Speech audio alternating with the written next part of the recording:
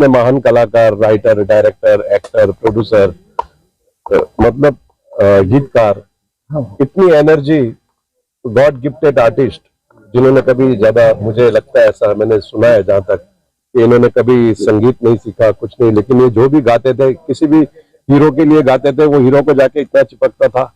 जैसे राजेश खन्ना जी के लिए आराधना में गाया, कटी पतंग में गाया, धर्म जी के लिए कितने गाने गाए, रफी साहब ने भी गाए, लेकिन ये रफी साहब और किशोर दा और मुकेश जी, ये तीनों अगर किसके लिए भी प्ले बैक करते थे तो समझो उसको चटकना ही है, मुझे लगता है कि वही गा रहे हैं, है ना, ये है। और हमारे योगिंदर जी इतने अच्छे दोस्त थे, पिछले 4 साल से बोल रहे हैं कि चलना है, अगले महीने चलेंगे, लॉकडाउन तक निकल गया, लेकिन आज हमारा लॉकडाउन की वजह से लगा कि यहाँ आए हम लोग। और मैं पहले भी बोला कि मेरे तो खंडवा सपने में आने लग गया था अभी, कि कब जाए हम, ये सपना कब पूरा होगा। क्या कहेंगे अभी जिस तरीके की चीजें चल रही है बॉलीवुड में, फिल्मों के बहिष्कार वाली बात बहुत ज्यादा सामने आ रही है। पिछले दिनों में तो काफी नुकसान भी उठाना पड़ा, लेकिन अभी पिछली कुछ मूवीज में थोड़ी जान डाली है। देखिए, मैं कहूंगा तो छोटा मुंह बड़ी बात हो जाएगी, इतना बड़ा मैं कोई कलाकार नहीं हूँ, अभी मैं नौसिखिया हूँ, सीख ही रहा हूँ। और बात ऐसी है कि जब हम छोटे थे तब हम फिल्में देखते थे, अमर अकबर एंथोनी या नसीब या कालिया या मुकद्दर का सिकंदर या धर्मपाल जी की फिल्में देखते थे, जवार भाटा, कहानी किस्मत की।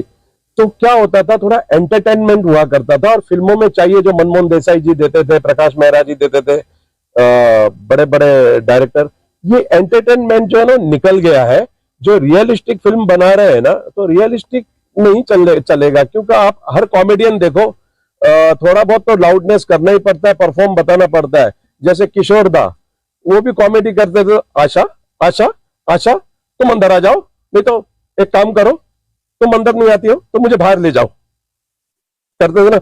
और एक इनका एक डायलॉग था, साधु और शैतान, उसमें महमूद भाईजान, वो भी कितने अच्छे कॉमेडियन थे, इनकी सबकी जोड़ी थी, आर.डी. बर्मन साहब, महमूद साहब, पड़ोसन फिल्म में बनाई। तो उसमें बोलते, बजरंगू तेरे बाबूजी के कारनामे सुने तूने, कल मुझे पता नहीं क्या सूझी कि सिवा 5 रुपए के बैंक में मैंने पूरे पैसे निकाल दिए।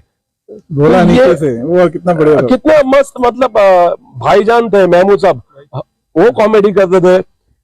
असरानी जी, आहा यहाँ आ गए, इधर जाओ, थोड़ा चाहिए, ये रियलिस्टिक कॉमेडी करेंगे। हमने कहा था ये क्या कॉमेडी होती है रियलिस्टिक। जॉनी भाई है, वो भी एंटरटेनमेंट करते हैं ना, तो एंटरटेनमेंट करो, रियलिस्टिक। अभी पुष्पा फिल्म इसलिए चली, झुकेगा नहीं साला, वही शत्रुघ्न सिन्हा करते थे, शाम आया तो कहना छानू आया था, तो हमने तालियां बजाई। अब यही रियलिस्टिक में बोले, शाम आए तो कहना छानू आया था, क्या हुआ, डायलॉग मर गया उधर ही जगह पे रियलिस्टिक पे। तो ये रियलिस्टिक के वजह से बॉलीवुड डाउन चल रहा है। अगर ये रियलिस्टिक थोड़ा छोड़ के आ जाए, अपना थोड़ा बहुत पुराना सिस्टम यूज करें, जैसे मनमोहन देसाई जी करते थे। अब मनमोहन देसाई जी की मूवी देखो, तांबे का लोटा है, तांबे का लोटा, कलश, अभी आप बाल्टी में डालो वो डूब जाएगा, ठीक है, लेकिन उसमें बच्चन साहब एक चिट्ठी लिख के डालते हैं और समुद्र में अर्पण करते हैं, बोलते हैं गंगा मैया ये कलश जो है मेरी मां तक पहुंचा देना, और ये चिट्ठी भी मां तक पहुंचा देना। वो कलश कैसे जा रहा है, नहरों से, नालियों से होते होते, और नीरू पौरवा जी के हाथ में लग रहा है, हम तालियां बजा रहे हैं, और इतना फास्ट कोरियर सर्विस कि वो चिट्ठी डूबती भी नहीं है, लोटा भी नहीं डूबता है, और वहां गाना चल रहा है। फिर उसके बाद नीरू पौरवा जी भागती है, पीछे अंग्रेज सिपाही भाग रहे हैं, और देखते हैं कि पीछे सिपाही, आगे नहर आई, क्या करे, तो एक शेर आ जाता है, वो शेर अंग्रेजों को मारता है, नीरू पौरवा जी को नहर पार करवाता है, हमने तालियां बजाई ना। ये सब एंटरटेनमेंट मसाला चाहिए, ये निकल चुका है, इसलिए फिल्मों में स्वाद नहीं आ रहा है। अच्छा, एक चीज और, किशोर कुमार पहले क्या ना, पहले की नगरी में आए हैं, तो काफी समय से उनको भारत रत्न दिए जाने की मांग की जा रही है, और उनका जो घर है जहाँ वो पैदा हुए थे वो जर्जर स्थिति में है। उसको लेकर क्या सरकार से आप कुछ मांग? मैं तो ये कहूंगा भारत रत्न अवार्ड मिलना चाहिए, और इनके नाम से, किशोर दा के नाम से सब आर्टिस्टों को, अभी जो सिंगर है उनको अवार्ड मिलना चाहिए। वो तो दे रहे हैं, हाँ, लेकिन सब जगह होना चाहिए ना, कि सभी जगह कि एक बड़ा प्रोग्राम होना चाहिए जहाँ बड़े बड़े सिंगर आते हैं, और उनको किशोर दा के नाम से अवार्ड देना चाहिए। और भारत रत्न दिए जाने की जो मांग है वो काफी समय से, वो नहीं, वो देना ही चाहिए।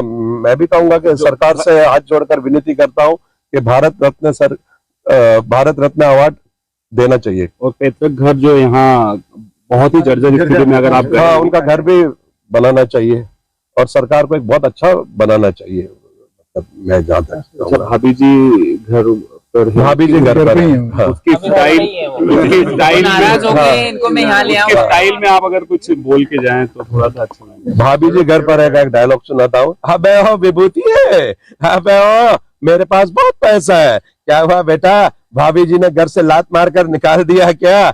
अबे ये देख गाड़ी लाया हूँ, आज के बाद तू मेरा ड्राइवर बन के गाड़ी चलाएगा, क्यों है ना विभूति है। बहुत बढ़िया। में अपने एक ड्रीम था।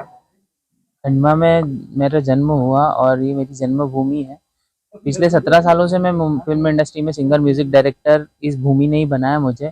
बहुत सारे प्रोजेक्ट किए, शुरू में भजन किए और तीसरी ने जो ब्रेक दिया उसके बाद ऑल वर्ल्ड गाने गाए। उसके बाद बहुत सारी फिल्में बड़ी की, बच्चन सर का प्यार आशीर्वाद मिला, उन्होंने एक बेटे की तरह माना और बहुत सारे प्रोजेक्ट करवाए और आने वाले भी बहुत सारी फिल्में। और मेरे इंडस्ट्री एक माँ के समान है, मेरी बॉलीवुड इंडस्ट्री को मैं माँ बोलता हूँ और जिसके ये अनमोल रत्न है। और मैंने आज तक जिसको भी बोला है, आज तक ऐसा नहीं हुआ कि किसी ने मना किया। ये दोनों भाई मेरे, मुझे लोखंडवाला पे जब भी मेरे स्टूडियो से फ्री होता था मैं इनको बोलता था भाई खंडवा चलना है, सुरिंदर पाजी को भी बोलता था भाई खंडवा चलना है, कॉन्सर्ट करना है। और ये दोनों धुरंधर और साथ में मेरे 14 म्यूजिशियन अपना यूएस टूर छोड़ के आए हैं। सुरिंदर पाजी अपनी शूटिंग छोड़ के आए हैं, प्रेम भाई अपने भाभी जी घर सीरियल से छुट्टी लेके आए हैं।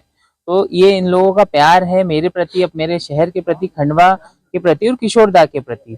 और हम ये मेरे द्वारा ये इसलिए ये कॉन्सर्ट किया जा रहा है कि मैं शहर को बहुत अच्छा सुनहरा कर्णप्रिय संगीत देखने को मिले। यहाँ पर संगीत प्रेमी होने के साथ साथ जनता धर्म प्रेमी भी है जो पूरे परिवार सहित इसका मतलब कई लोग नहीं आ पाते हैं बड़ी टिकट होने के कारण, लेकिन हमने इसको पूरी तरह से निःशुल्क किया है। पूरा शहर आके इसे सुने, हर वर्ग हर लोगों के लिए इसे सामान रखा गया है पूरी तरह से, इसलिए मैंने निःशुल्क किया है।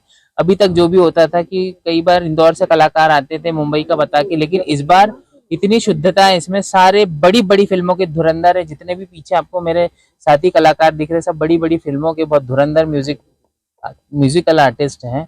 और बहुत शाम को आपको ये सब देखने को मिलेगा और मध्य प्रदेश का पहला ऐसा बड़ा कॉन्सर्ट होने जा रहा है ये। सुंदर जी आप बताएंगे, सुंदर जी जो मेड इन इंडिया से जो आपका सफर था, इस तरह से वहाँ फोड़ता नहीं होती थी, अब जब इस तरह कपिल शर्मा के शो में फोड़ता की बात आ रही है, क्या देखते हैं कितना अंतर पाया है 2 दशकों में? बहुत अंतर है। मोर सिंह शेखर से मैंने शुरू किया था सब मेरी आवाज़ सुनो से, जो कि लता जी का ट्रॉफी विनर शो था जिसमें सुनिधि चौहान थी। वहाँ से कॉमेडी सर्कस है, फिर लाफ्टर चैलेंज है, बहुत सारे मतलब कम से कम 30-35 साल से इस इंडस्ट्री में शो मतलब जितने भी कॉमेडी के सब चैनल के साथ मैंने काम किया है। तो उस टाइम और इस टाइम पे बहुत अंतर है। मीडिया आ गया है, फिर आपका इंटरनेट आ गया है, तो सब चीज़ों में बहुत फ़र्क हो गया है। जोक्स में फ़र्क पड़ गया है, कॉमेडी में फ़र्क पड़ गया है, तो बहुत अंतर है उसमें। क्या अंतर लगता है, क्या अंतर आया है? देखिए अभी तो क्या OTT आ गया, सब चीज़ें आ गई, उसमें वल्गैरिटी थोड़ी सी ज़्यादा हो गई है। जो मतलब एक स्वस्थ कॉमेडी होती थी ना एकदम साफ सुथरी, वो नहीं रही, कुछ थोड़ा जो वल्गैरिटी आ गई। लोग पता नहीं देखना ही वही पसंद करते हैं, उसी की TRP ज़्यादा आती है। जो अच्छी चीज़ें होती पुरानी चीज़ें उसमें से कुछ लोग घी सबको नहीं पचता, सीधी सी बात है। बॉलीवुड क्या 2 हिस्सों में बट गया है क्या? हाँ जी, बॉलीवुड 2 हिस्सों में बटा हुआ है? नहीं ऐसा नहीं, बॉलीवुड एक ही है, बॉलीवुड हिस्सों में नहीं बढ़ता।